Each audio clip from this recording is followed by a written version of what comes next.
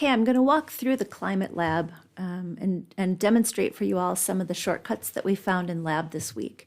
So we're going to go to the global map, and this is important to understand. We're going to be calculating an average temperature over some period of time. It can be 1 month, or it can be annual or seasonal. You decide. I'm going to choose an annual. I don't know why I would do that. Let's see here.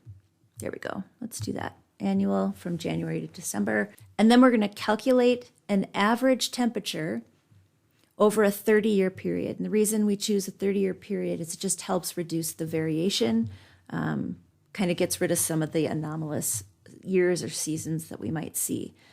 So I'm going to set this to the turn of the 20th century. I'll make it 1890 to 1919. And then we're going to use this same base period, but I'm going to set up 2 time periods to compare against each other. So first, I want to see what the change in temperature was between the turn of the 20th century and mid-century. So I'm going to set this to 1950 to 1979 and make the map.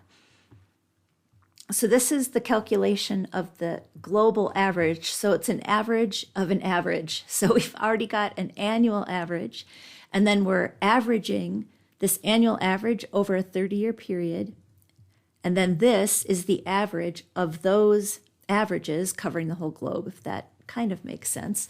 So I'm going to just pin this down and download the NetCDF file that we can throw into ARC. I'm going to put it in my downloads, and I'm going to call this one my earlier time period because I'm remembering that it's mid-century.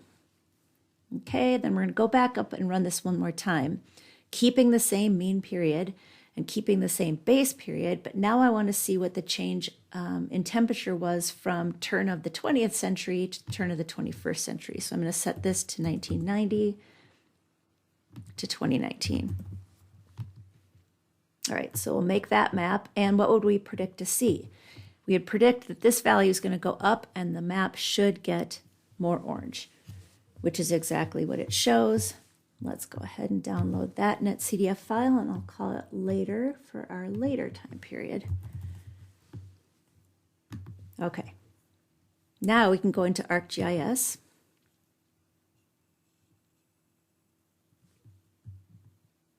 Okay, I'm going to start it without a template and just add a new map. And then we can't add the NetCDF files directly, so we're going to use the geoprocessing search window and look for make NetCDF file. Make NetCDF raster layer. So I have to go look for those. We'll find them in the downloads. Do my early one first. It's going to input this, and this all comes in correctly. We want the temp anomaly variable. We've got our X and Y dimensions, but I definitely need to name my output layer. This is going to be a temporary drawing of this. So we're just going to give it a name. I'm going to call it early again, and this we can leave. So this is basically producing a sketch, and if you wanted to make it permanent, we would export the data. So we can export the raster, and then I'll just make sure to put this in my downloads so everything's together, and then I can bundle it up if I want to move it. And call this early. And the coordinate system can stay. We don't need a transformation. We don't need to clip it. That looks correct. 32-bit float, we can check the properties, but it usually does a pretty good job of inputting what we need. We would find that in here for the raster information. So we've got the number of rows and columns. Our cell size is 2 degrees by 2 degrees because it's in a geographic coordinate system.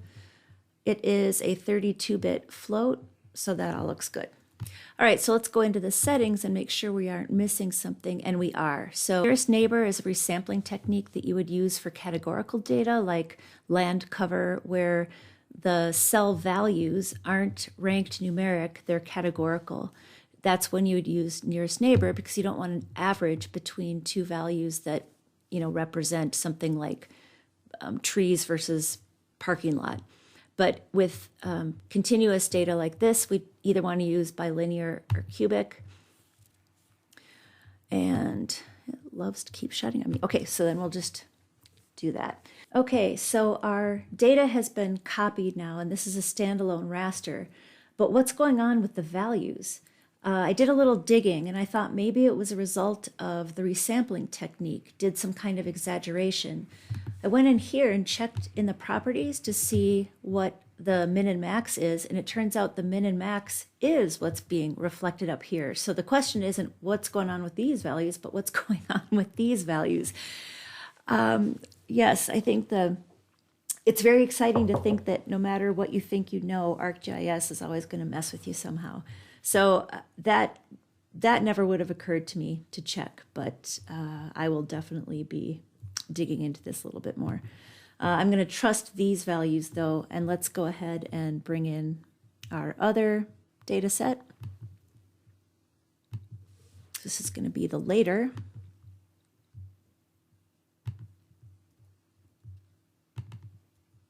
That all looks good.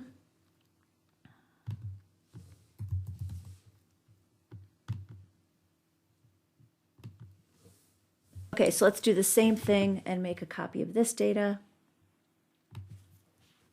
Turn it into a standalone.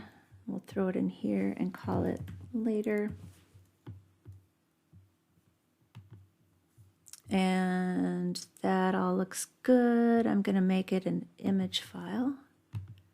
And then we'll go to the settings, snap it to early, and change this to bilinear. So we're using the same resampling technique. And we'll see if these values also changed. So let's go in here and look at these properties and see if they match. The statistics, min is negative 1.3. Yep. I'm going to go ahead and remove my two drafts, and we'll stick with the two standalone raster files now. Okay, so my max value is 4.8 in absolute value, so I'll probably use 5 degrees. I could make it 4.9 to make sure that both of these ranges are encapsulated, but let's go ahead. We're not going to use the random raster. We're just going to apply the symbology right in here. First, I'm going to pick a divergent color ramp. I don't know why I'm kind of in love with this one right now. Change this to min-max, go down here and use custom settings. So like I said, I'm going to make the min -5 and make the max 5. It looks like I need to flip my color ramp. Okay, and we'll zoom out a little bit. It looks pretty good. I'm going to sample across here. These should be slightly negative. Yep, -2, -1, white, and starting to warm. So that looks really good. And let's do the same thing to our earlier time period.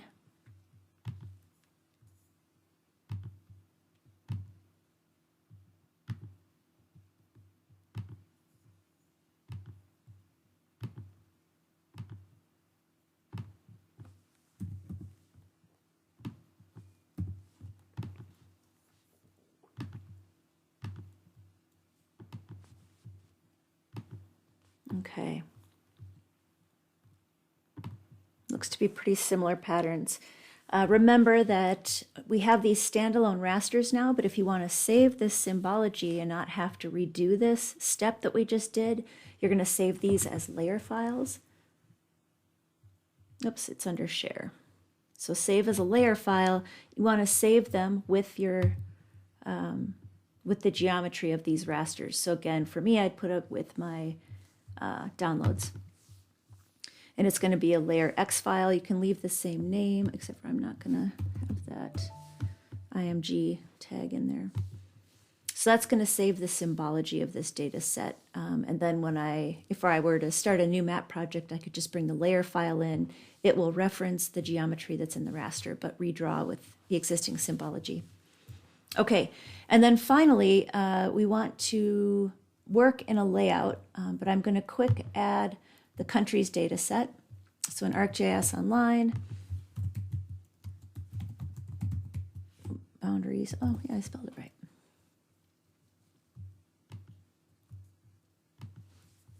quick change this symbology before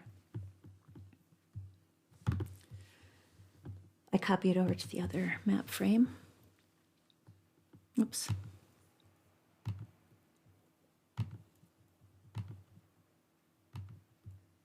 Okay. Now, if you have trouble with the data, the symbology drawing differently as you zoom in and out. For example, I went through and sampled to make sure that we have positive values are slightly warm colors and negative are slightly cool colors. If that isn't true for you, try zooming in and out in the map and see if you can get the colors to redraw. And if that's a case for you, you're going to want to copy your map layers into a new map. So I would create a new map, call it early, and then copy this layer into my new map. And that's going to help preserve the symbology and help it draw better. Okay, it's good to do this anyway, because when we get into the layout, we're going to need it. So I'll copy this now and throw it in my new map. Okay, now let's insert a layout. And we'll add a map frame and we'll reference each one of these separately.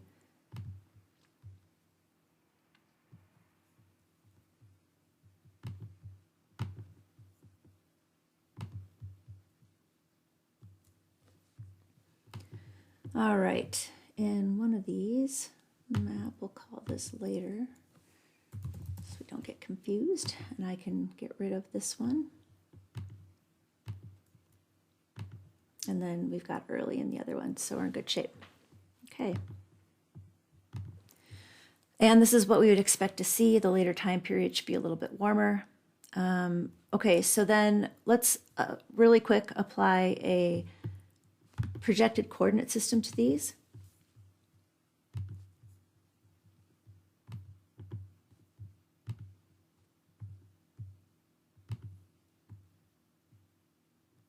I think I want to use an equal area. I had the idea of doing it as a polar view so that we could focus on the polar region where we're seeing so much of the warming. It looks a little funny, but let's try it just for fun. So equal area and North Pole. Yeah, it seems good. So what do you guys think of that? I don't know how I feel about it, but let me get this in here. You should just pick a projection that you like. Equal area is a good way to not impart bias and make them match. Then if you want these to be the same, and I'm going to run into trouble here because here I'm just Control-Zing to get these back. If I want these to look the exact same, say I want this same scale and extent in this map, I can lock them together. So on this map frame, I'd go into the properties and it's on the second tab. I want to constrain it by linking the map frame center and scale. And because I only have two map frames, it's automatically picking the other one. And that should be done. They should look the exact same. If they don't, and an extra step that you should take is figuring out what size this is. And that's here. And maybe simplifying. So we could make it 8.5 and 4.5. And then we'll make the other one the exact same.